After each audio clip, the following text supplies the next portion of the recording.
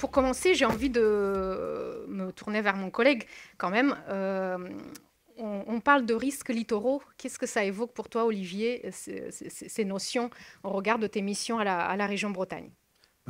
Bonjour à tous, bonjour à toutes. Je crois que Mathieu Riverain a parfaitement fait le travail, donc je me disais qu'il restait plus grand-chose à dire, mais si en fait, mais il a parfaitement montré que les risques littoraux, c'est notamment lié aux tempêtes, et vous voyez que ça, sur les photos, alors elles sont beaucoup moins belles que les siennes, mais que ça nous amène à subir un certain nombre de problématiques, notamment de submersion marine et d'érosion, ce que vous voyez sur les photos du haut, là, sur cette diapositive, avec notamment là la tempête Céline, qui était quelques jours avant Kiran, et heureusement que les deux ne se sont pas combinés, parce que là, ça aurait été une catastrophe, pas que pour la Bretagne, puisque durant la tempête Céline, fin octobre 2023, on avait un très fort coefficient, on a eu ce que nous on appelle une surcote, hein, c'est-à-dire que la mer est encore plus montée que les prévisions du CHOM.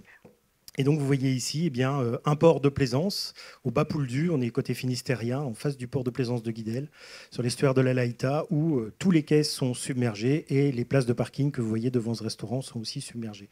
Et puis l'érosion côtière qui grignote le littoral. Et là, vous voyez que ce petit banc, il ne va pas tarder à tomber, enfin, il est même sans doute tombé. Et puis, ça occasionne aussi, comme on le voit là, des dégâts sur, alors là, pour le coup, sur des installations qui relèvent de la région, qui appartiennent à la région, puisque là, on est au port du Conquet, sur la photo du bas, où vous voyez que là, les tempêtes Céline et Kiran ont largement endommagé cette cale. Et là aussi, c'est une question de patrimoine maritime, on en parlait ce matin, et aussi une question financière, puisque ça coûte assez cher de refaire ce type d'installation, de les refaire à neuf. Eh bien, donc, ce sont ces risques côtiers, la submersion, l'érosion, et puis quelque chose dont on a aussi un petit peu parlé. Alors, on a passé la diapo, mais c'est la hausse du niveau de la mer. La hausse du niveau de la mer, elle est plus sourde, j'ai envie de dire, et surtout, elle s'accélère. C'est surtout là-dessus que je voudrais insister. Grosso modo, depuis la Révolution française, là, vous avez le marais grave de Brest, hein, qui est un des plus anciens au monde et qui nous permet de mesurer le niveau de la mer. Vous voyez que ça n'arrête pas de grimper. Alors, évidemment, avec des variations annuelles, mais finalement, la courbe, elle monte.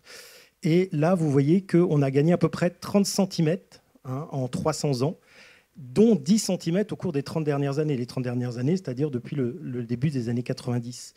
Et ça s'accélère. On était à peu près à 1 mm par an, du fait de la fonte des glaces, du fait aussi de la hausse de la température des océans et des mers, qui fait que la mer se dilate et prend donc plus de place.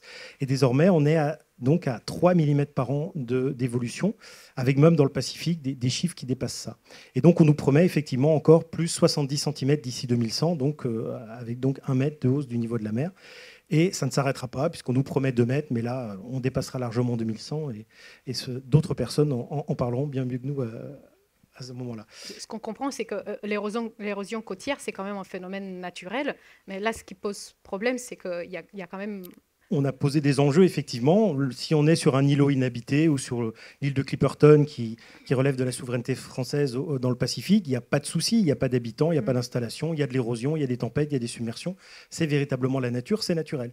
Mais dès lors que, notamment après-guerre, on est venu installer de plus en plus de résidences principales ou secondaires, de plus en plus de ports de plaisance, d'installations nautiques, mais aussi d'ostréiculteurs, eh bien là, vous voyez ce qu'on nous promet au niveau des chiffres. En 2030, c'est le premier chiffre si on prend le Finistère. Donc 10 logements, on part de là, on est que sur les logements, on pourrait ajouter un certain nombre d'autres équipements comme les campings, les équipements publics, mais là je suis resté sur les logements. 10 logements menacés en 2030 directement par l'érosion.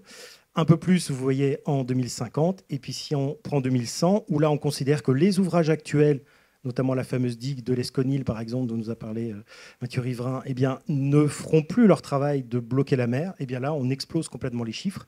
Et donc, vous voyez que là, on a vraiment beaucoup de logements qui seront menacés, notamment en Ille-et-Vilaine, parce que là, on considère que la digue de la Duchesse Anne, notamment, qui protège toutes les communes de la baie du Mont-Saint-Michel, eh bien, elles n'existeront plus, idem à Saint-Malo, puisque soit ça coûtera trop cher de les maintenir, soit il faudra tellement les mettre en hauteur que ce sera devenu a priori impossible à tenir. Okay. Donc des chiffres quand même très alarmants. Alors on peut dire oui, c'est 2050, c'est 2100, etc. Mais ça a déjà commencé aujourd'hui. Et donc, on l'a très bien vu d'ailleurs avec l'exemple de la tempête de Kiran tout à l'heure, par exemple. Il y a quand même moyen d'anticiper ces phénomènes et justement la combinaison de ces phénomènes extrêmes. Tout à fait. qui engendre tous ces C'est à ça qu'on travaille aujourd'hui, c'est à essayer d'inciter les intercommunalités notamment, puisque là, effectivement, on pourrait être très technique, sont compétentes depuis 2018 sur ces questions. Hein. Après Xintia, l'État a un petit peu quand même donné des compétences sur ces questions aux intercommunalités qui sont responsables des digues, etc. Et donc, voilà, on essaye de pousser les intercommunalités, pour ce qui est de nous, à la région Bretagne, pour qu'elles se saisissent de ces sujets. Et alors, il y en a déjà qui le faisaient, mais on essaye de généraliser ça et de les accompagner techniquement, financièrement, pour qu'en fait, effectivement, elles anticipent les choses et qu'on ne se retrouve pas avec des drames humains notamment, évidemment, mais aussi des gens qui peuvent perdre leur logement. Il n'y a pas que des gens aisés sur le littoral. Et de toute façon, il faudra prendre soin de tout le monde. Et puis aussi, voilà, les ostréiculteurs, mais aussi les centres nautiques, les ports de plaisance, etc. Okay. Donc ça, c'est la situation en Bretagne. On avait envie d'avoir aussi une vision hors Bretagne. Et c'est pour ça que Green Cross s'est bien placé. Nicolas, quels sont les chiffres à l'échelle de la France ou même au-delà? Alors, je vais parler des chiffres, mais je vais aussi raconter, non pas des histoires, des contes et légendes, mais des faits qui sont arrivés, parce que la situation est grave et la meilleure manière d'être sérieux avec la situation, c'est pas d'être hébété et de rester en fait comme une biche dans les phares de la voiture qui viendrait se prendre des mauvaises nouvelles, mais c'est vraiment d'être en situation d'agir et d'être opérationnel. Il se trouve que je connais un petit peu la Bretagne Sud et la photo que vous voyez sur la partie gauche de l'écran a été prise sur la presqu'île de Rhuys où j'ai eu la chance d'apprendre à naviguer, à habiter et à connaître ce qui s'y passe depuis l'âge de 12 ans. Et même si notre association est basée à Paris, tous les matins, c'est depuis Marseille que j'ai la chance de pouvoir voir non pas l'océan, mais la mer Méditerranée. Et désolé, mais je vais vous raconter une histoire de Méditerranée parce qu'elle est assez édifiante. Notre association Green Cross a été créée par Gorbatchev et Cousteau en 1996, juste après le sommet de Rio de 92, où ces deux dirigeants avaient tenté de convaincre l'ensemble des chefs d'État de l'urgence de lutter pour préserver l'environnement et de mettre en place des casques verts. Ça n'a pas pu se faire. Le contexte politique ne le permettait pas et les esprits n'étaient pas prêts. Et ils ont voulu créer cette croix verte de l'environnement. Et dans le même temps, pour ceux qui ont l'âge de se souvenir des années 90, et tout à l'heure, je reviendrai sur la génération Z, et merci à tous les jeunes d'être là, on était en train de dire tout le temps à la télé le dimanche après-midi que la mer Méditerranée était morte. Il y a eu une prise de conscience extrêmement forte pour refaire de la gestion qualitative et quantitative de la Méditerranée, arriver à renaturer ce qui pouvait l'être, redonner à la mer des respirations, rendre le littoral à la nature et en même temps rendre le littoral à tout le monde, retravailler sur la qualité de l'eau, sur tout le système littoral. Maintenant, on peut le dire, la mer pardonne, c'est une vision un petit peu ésotérique, mais la mer Méditerranée est en train de se revitaliser. Rien n'est encore fait ou définitif, c'est un exemple. Et pourquoi c'est important d'avoir des exemples et des projets comme ceux-ci? C'est que quand on parle de l'état de santé du littoral, on parle de 1200 à 3000 communes et on va se concentrer sur la métropole. Peut-être qu'après, on parlera des îles, et en particulier des îles lointaines. Des domaines qui sont extrêmement urbanisés, des maires souvent qui se retrouvent désemparés par rapport à des habitants qui sont en train de les interpeller, mais pas forcément non plus d'avoir les bons comportements au quotidien en tant que citoyens, etc. Et qu'on a besoin d'y aller tous ensemble dans une situation d'extrême vulnérabilité. Pendant très longtemps, on s'est dit, le dérèglement climatique, c'est la faute aux Chinois, c'est la faute aux voisins, c'est la faute aux industriels, au système économique, et de toute manière, on n'est pas au cœur de l'œil du viseur. Là, ce que et le GIEC nous dit sur le climat, et l'IPBES nous dit sur la biodiversité, et qu'on observe au quotidien par les phénomènes climatiques extrêmes, sécheresse comme inondation, c'est que si on est au cœur du sujet, et c'est maintenant qu'il faut agir. GIEC, juste pour rappeler, groupe intergouvernemental des experts du climat, et l'IPBES qui est son homologue sur la biodiversité. les sujets climat, biodiversité, agriculture, énergie, ne s'opposant pas, mais quand on arrive à trouver des solutions pour préserver le littoral et lutter contre le dérèglement climatique, c'est parce qu'on a pu travailler à la fois sur des solutions qu'on appelle fondées sur la nature, simples, locales et bio-inspirées, et qu'on a pu travailler avec les activités humaines et avec les modèles touristiques et économiques. C'est vrai que vous associez souvent résilience au changement de modèle économique, touristique aussi, puisqu'effectivement, comme les activités nautiques, les activités touristiques sont très concernées par ces risques littoraux, avec les campings, avec toutes les autres activités de plein air qui sont sur le littoral. Ce terme de résilience, j'ai un peu peur qu'il devienne un mot valise, un peu comme les mots sobriété ou transition. Qu'est-ce qu'on peut mettre, quelle serait la définition simple de la résilience? Alors, tout d'abord, la résilience, c'est un mot qui est absolument horrible. Parce que on a eu un certain nombre de mots, et ça vient d'être dit, qui ont été dénaturés parce qu'on les a trop utilisés sans comprendre ce qu'il y avait au cœur du sujet. La résilience nous vient du champ lexical de la psychiatrie. Et c'est un terme qui, au début, est un terme de santé mentale. Et d'ailleurs, quand on est face au dérèglement climatique, la première chose qui arrive, notamment dans l'état d'esprit d'un certain nombre de décideurs, et c'est pour ça qu'on est tous là pour en parler, c'est la question du déni. Soit ça n'existe pas, soit c'est la faute à mon voisin. La résilience, c'est la capacité à appréhender un phénomène qui aurait pu nous tuer, qui aurait pu gravement nous blesser ou qui aurait pu nous atteindre au cœur de nous-mêmes, et à trouver nos ressources, et pas celles qu'on attend d'ailleurs ou d'un ailleurs plus ou moins inespéré ou fantasmé, pour arriver à trouver pas forcément la meilleure, mais la moins pire des solutions, ou souvent un ensemble de solutions qui nous permet de passer collectivement l'obstacle. Et quand on est de l'autre côté de l'obstacle, on a appris, on est mieux ensemble, etc. Et c'est pour ça que pour sortir de ce terme de résilience et pour remettre de l'humain au cœur, il se trouve que je sors un bouquin aujourd'hui qui parle beaucoup de climat, d'environnement et d'humanité. C'est pour ça qu'il y a une grenouille qui est sur la première page et qui est dans une collection qui s'appelle « Faire terre ensemble ». Mais faire terre comme la terre, comme cet espace terre et mer, parce que le défi, c'est ça. Et dans les modes d'action, pour y arriver, il faut penser. La science va nous aider à effectivement conceptualiser, poser le sujet, trouver les bonnes réponses, trouver les bonnes priorités. La pensée économique va nous aider à le monétiser. Mais on a besoin aussi, vous voyez que penser, c'est écrit avec un A. Bon, il se trouve que je n'écris pas pour passer le temps, et étant ingénieur de formation, je me suis mis à l'écriture pour faire partager un certain nombre d'expériences. Mais penser avec un A, c'est cette notion à la fois de réparer et de réparer avec empathie. Et on y reviendra. Et puis expérimenter aussi. Et justement, ce que je trouve intéressant dans la méthode de Green Cross, qui a été expérimentée dans les différentes études et travaux que vous avez pu mener partout en France, c'est aussi cette matrice des vulnérabilités. Donc c'est une sorte de référentiel très simple à parcourir, très simple à comprendre, à expliquer aux élus, aux techniciens des collectivités, qui nous fait prendre très vite conscience de l'impact des mesures de résilience qu'on va mettre en place. C'est absolument. Tu peux nous en dire deux mots?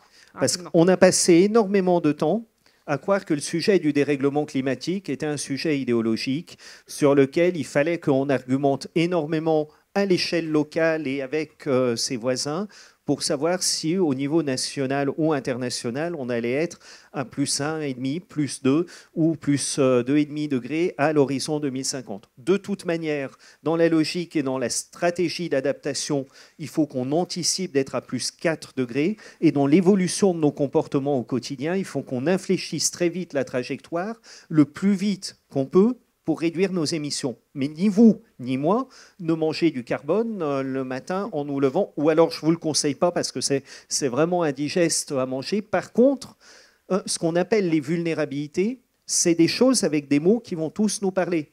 A priori, on a des habitations, les uns et les autres, résidences principales ou secondaires, Qu'est-ce qui va se passer pour nos lieux d'habitation? Est-ce qu'ils vont être affectés? Est-ce qu'ils vont représenter un risque immédiat pour notre sécurité? Est-ce qu'ils vont être submergés, etc.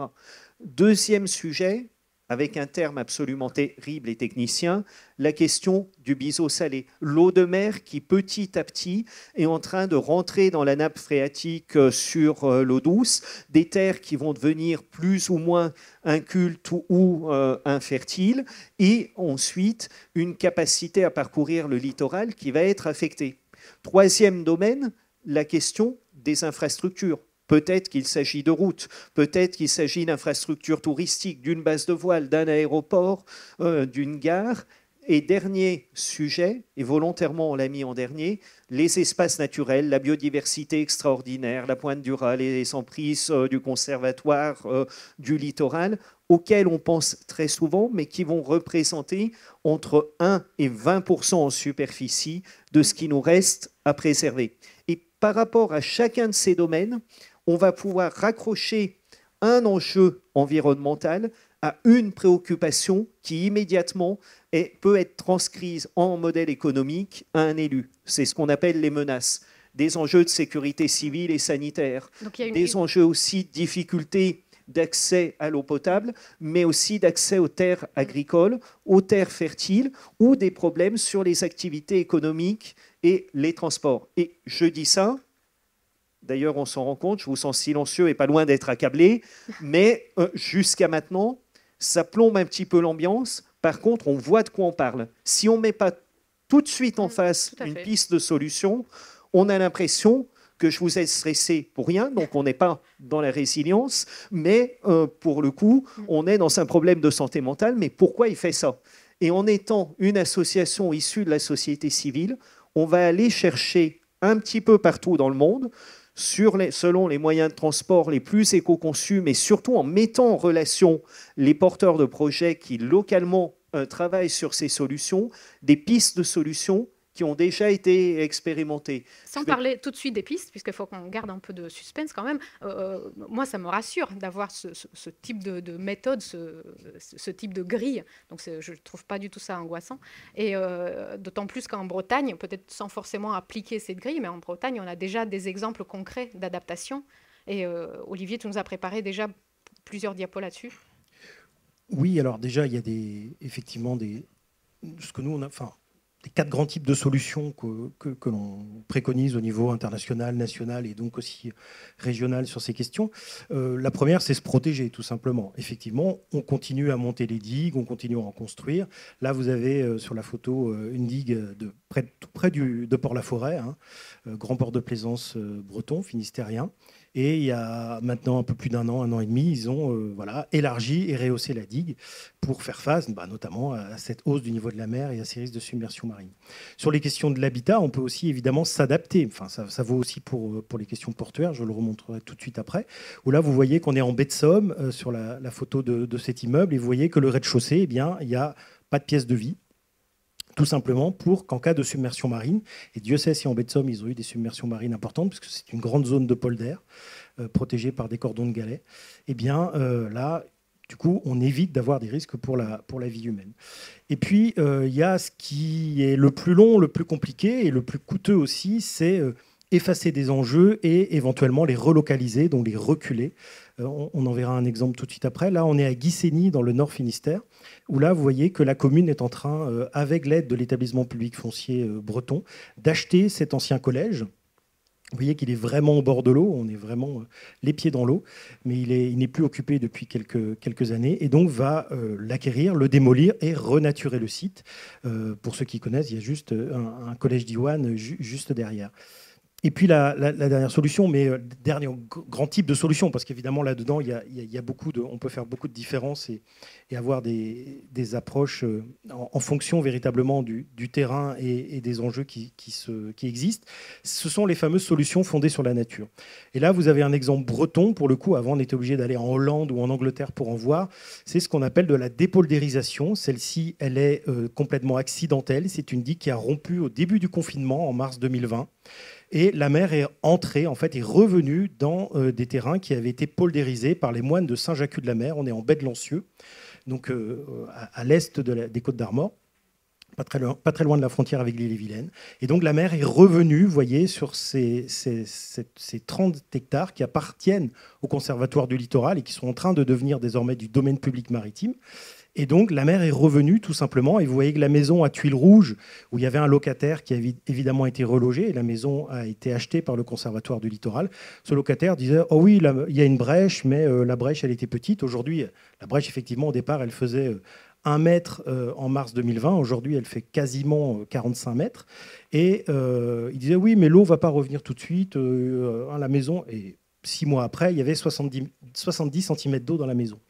Et donc voilà, et ça, ce sont des solutions fondées sur la nature. Alors évidemment, ce n'est pas possible de le faire partout. On ne peut pas faire ça. J'étais il y a quelques jours sur une discussion sur le port de Concarneau. On ne peut pas faire ça sur le port de Concarneau, évidemment.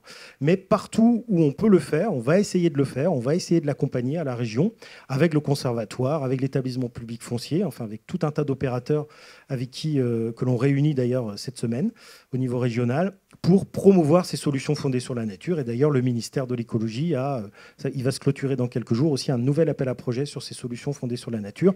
Et on a au moins 2-3 territoires bretons qui ont décidé d'y répondre. Donc voilà, ça c'est un espace qu'on fait visiter aussi parce que là, on va vraiment sur le terrain, on voit les changements.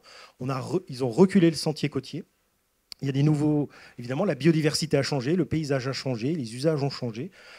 Il y a toujours quelques opposants, mais de toute façon là, c'était accidentel. Et sinon, il aurait fallu remettre 1 million d'euros pour consolider cette digue, la refaire, pour protéger quelques espaces agricoles où il n'y avait plus que quelques chevaux qui étaient là et qui ont évidemment aussi été relogés, je vous rassure. Grâce à la SAFER d'ailleurs, voilà, en l'occurrence. Merci la SAFER. Ça demande quand même un vrai changement de paradigme. Passer de la photo en haut à gauche, on est sur une approche d'aménagement à une approche plutôt de renoncement. Ça demande du temps, ça demande de... Mais c'est vrai que quand on emmène des élus, des techniciens sur le terrain, on arrive à les convaincre. On en a aussi emmené avant, on les a fait descendre à la Cano, on les a fait descendre à La Rochelle, où il y a eu beaucoup d'ouvrages qui ont été réalisés suite à Xynthia. Et de fait, les solutions fondées sur la nature, elles sont moins chères et elles sont plus bénéfiques pour l'environnement qu'évidemment reconstruire ou construire de nouvelles digues, mettre de nouveaux enrogements. Puis sincèrement, les enrogements au niveau paysager, c'est pas ce qu'il y a de plus joli. Et là, ce grand site naturel de la baie de Lancieux, que je vous invite d'ailleurs à aller visiter, c'est assez impressionnant. Et voilà, avec ce sel qui revient aussi, hein, il est revenu, il a tout grillé. On voyait bien la différence entre les herbes vertes et les herbes qui étaient mangées par le sel, et puis les dépôts de vase, et puis une nature qui revient, qui change. Et le Muséum national d'histoire naturelle a aussi montré que sur ce site, eh bien, on avait une biodiversité qui n'était plus la même. Par exemple, on avait un hibou des bois qui n'était plus là, qui était parti plus loin. Mais par contre, on avait une biodiversité qui était plus riche sur cet espace, qui était devenu un espace mixte, en fait, vraiment à l'interface entre la terre et la mer. Donc, mais effectivement, il faut convaincre. Mais ce genre de site, en Bretagne, on a la chance d'en avoir un, il nous aide à convaincre. Il reste encore des choses à apprendre sur Tout à fait. Cette façon d'appréhender le paysage. Vous vouliez aussi montrer... Oui, alors pour parler spécifiquement du nautisme, parce que quand même on est dans une journée spécifique au nautisme, là j'ai pris un centre nautique, vous voyez, qui est vraiment les pieds dans l'eau, mais c'est très souvent le cas. Et donc là aussi, dans les années à venir, il va falloir l'adapter, éventuellement le protéger, pourquoi pas. Et puis peut-être que dans 10, 20, 30 ans, il faudra le relocaliser. Donc tout ça, ce seront des décisions qui seront prises aujourd'hui, enfin au niveau local. Et puis ça a déjà commencé, hein, vous voyez, c'est la partie basse de la diapositive où vous avez dans le Morbihan, eh bien, à l'occasion de travaux, la compagnie des ports qui gère les ports de plaisance dans le Morbihan et qui a notamment, alors c'est à Port-à-Liguin et à la Trinité-sur-Mer, si je ne dis pas de bêtises, eh bien, d'un côté créé un par-houle et sur l'autre port, à Port-à-Liguin, rehausser les quais, puisqu'il y avait des travaux sur les quais. Ils en ont profité pour les rehausser davantage que ce qui était prévu au départ, pour notamment prendre la hausse du niveau de la mer que j'évoquais tout à l'heure, qui va encore une fois être de plusieurs dizaines de centimètres dans les années à venir. Il n'y a pas de fatalité. Donc, il y a déjà de l'anticipation. Il y a de l'anticipation et ça ne coûte pas à chaque fois des millions d'euros. Non, et puis c'est vrai que si on le prévoit sur des travaux plus globaux sur le port, eh bien, ça permet de baisser les coûts et encore une fois d'anticiper et de se préparer au mieux. Même si effectivement, sans doute que dans 20, 30, 40 ans, eh bien, il faudra peut-être bouger des choses, mais en tout cas là pour l'instant, ça donne un peu de temps. Là-dessus, on est beaucoup sur se donner du temps en fait pour se préparer, convaincre les gens.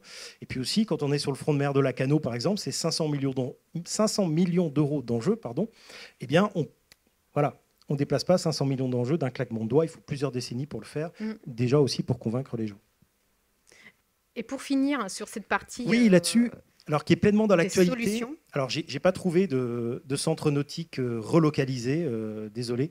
Donc, je me suis contenté d'un camping. Alors, moi, avant d'être à la région Bretagne, c'est un projet sur lequel j'avais travaillé. Et je veux dire que c'est assez intéressant de le voir concrétisé. Il y a eu des visites hier de la presse. Donc, si vous tapez Quiberville dans vos moteurs de recherche, dans tout site d'actualité, vous allez trouver plein de choses. C'est passé dans les différents JT. Hier. C'est donc la première relocalisation d'importance en France, c'est la relocalisation d'un camping. Vous voyez le camping initial, là, qui était vraiment au bord de l'eau, qui subissait des inondations de la part de la rivière qui était tout près, et puis aussi, évidemment, des submersions marines de la mer. Il y a une plage de galets avec une digue, et donc, lorsque l'eau passait par-dessus lors des tempêtes, comme Kiran par exemple, eh bien, le camping était submergé. En 1990, de mémoire, les caravanes flottaient dans le camping. Hein. Voilà. Et donc là, il y a quelques années, ils ont décidé au niveau local, c'était soit ils fermaient le camping, et le préfet menaçait à juste titre de le fermer, parce qu'il y avait un vrai danger pour les vies humaines, ou alors il fallait le relocaliser. Donc ça, c'est la partie jaune que vous voyez. Là, j'ai pris une photo où on voit encore les premiers travaux, donc on voit bien la différence au niveau du terrassement. Et bien là, le camping a été relocalisé, et le camping qui est donc au bord de l'eau, bien, il vient d'être démoli la semaine dernière. Les bâtiments qui restaient ont été démolis. Ça va être entièrement renaturé. La digue va être ouverte. La mer va pouvoir rentrer. L'eau de la rivière va pouvoir sortir quand il y aura des inondations. Et donc, on est là vraiment sur un projet global de la basse vallée de la Sanne. Donc, si vous voulez regarder le projet, c'est Basse Sanne 2050. Il y a plein de photos, il y a plein d'explications. Et là aussi, on est sur des solutions fondées sur la nature, mixées avec une relocalisation, puis aussi mixées avec de l'adaptation sur la partie qui est la plus proche du bourg. Et donc, le nouveau camping, il a été installé sur le coteau, donc il est hors d'eau, voilà, et pour les années à venir. Et il faut 10 minutes à pied pour aller à la mer, donc ce n'est pas la fin du monde. Des solutions adaptées sur la nature, vous avez pu expérimenter aussi en Outre-mer. Vous pouvez nous en dire 2 mots? Tout à fait. Et je vais vous emmener à Ouvéa. Et je tiens à préciser que l'ensemble du projet a été co-construit avec ce qu'on appelle le conseil de district d'Ouvéa, donc que vous appelleriez les chefferies et les coutumiers kanaks, qui sont ravis de pouvoir partager ce sujet avec des Bretons aujourd'hui dans le contexte des événements absolument dramatiques qu'on connaît. Ils ont décidé de se prendre en main et de préserver donc, le village de Saint-Joseph au nord de l'île, qui est en bordure de côte. Donc, vous voyez ici le lagon, et je vais expliquer la raison d'être de ces petits trucs ésotériques qui sont plantés dans l'eau. Tout simplement parce que les habitations qui étaient à la fois des cases et des habitations en dur, à peu près 900 habitants, se retrouvaient menacés très clairement par chacune des tempêtes et par la montée des eaux.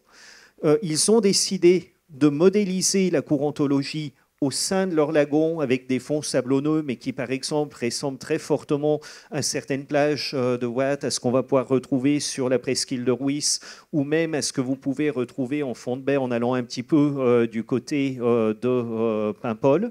Et on s'est rendu compte que les enrochements avaient été essayés et ne servaient strictement à rien, parce que sur une baie sablonneuse et non stabilisée, il y a un risque d'avoir un enrochement qui va créer des failles et qui va générer en fait plus d'effets de cisaillement et donc d'érosion à proximité qu'il ne générera de bénéfices.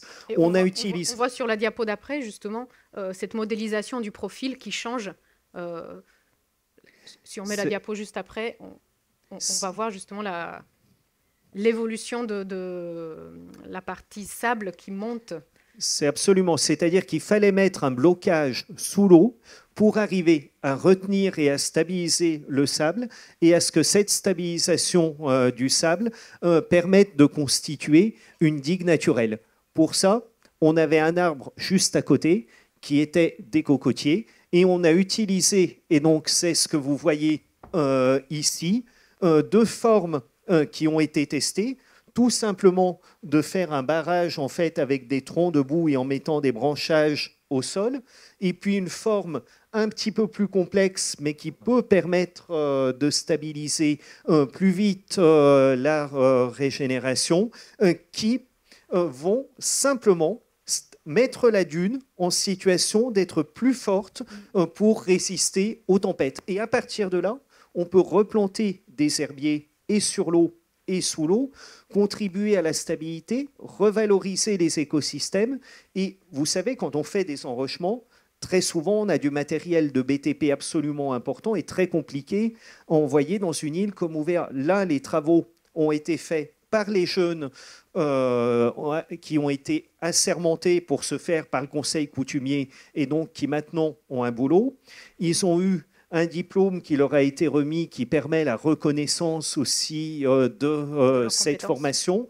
Et l'outil le plus lourd qu'on ait eu à utiliser, c'est une plateforme de catamaran au B414 d'occasion qui a été fournie par l'école de voile locale, sur laquelle on a mis les motopompes des pompiers qui nous ont aidés à planter les troncs. Et bien entendu, la forêt de la Cocotteraie a été régénérée. Et cette solution était très simple à mettre en place. Elle est parfaitement compatible dans n'importe quel territoire qui applique le code Napoléon et donc du jour au lendemain, on peut l'utiliser en fait en France métropolitaine et ça a été purgé de tout recours par le Conseil d'État récemment et on est sur un coût, désolé d'être un petit peu direct, par kilomètre protégé de 150 000 €, là où sur des enrochements on est à 1 million d'euros par kilomètre protégé. Et là où ça devient intéressant, c'est que la régénération du trait de côte, on pensait que ça allait prendre 3 à 7 ans. Au bout d'1 an, on a regagné une stabilisation du rivage qui permettait la mise en protection des habitations. Et là, on a eu un phénomène un petit peu curieux, c'est qu'il était possible de continuer les travaux pour une plus grande protection du littoral et on avait besoin pour ceci de 150 000 €, sachant que donc c'est la région et la commune, c'est-à-dire la province des îles Loyauté et la commune d'Ouvéa, qui ont payé le financement initial. Merci beaucoup à tous les deux.